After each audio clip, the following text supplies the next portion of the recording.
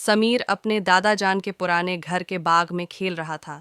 खेलते खेलते वो बाग के एक ऐसे कोने में जा पहुंचा जहां झाड़ियां बहुत घनी थीं। वहां उसे पत्थर का एक छोटा सा पुरअसरार दरवाज़ा नजर आया जिस पर सोने की एक कदीम घड़ी लगी हुई थी।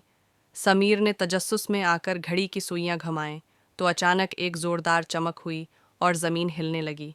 जब समीर ने आंखें खोलें तो सब कुछ बदल चुका था। वो अपने बाग में नहीं बल्कि एक कदीम गांव के बीच खड़ा था जहां न बिजली थी और न ही कोई गाड़ी। वहां उसे एक बच्चा मिला जो उदास बैठा था।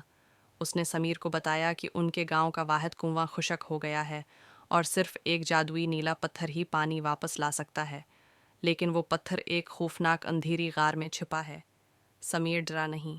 उसने अपनी जेब से वो लाइट निकाली जो वो अपने साथ लाया था। जैसे ही उसने बटन दबाया, गार की दीवारें जगमगा उठीं। गांव के लोग इस रोशन जादू को देखकर दंग रह गए। समीर ने बहादुरी से गार के अंदर से वो नीला पत्थर ढूंढ निकाला। जैसे ही पत्थर कुएं में डाला गया, ठंडा और मीठा पानी अबलने लगा।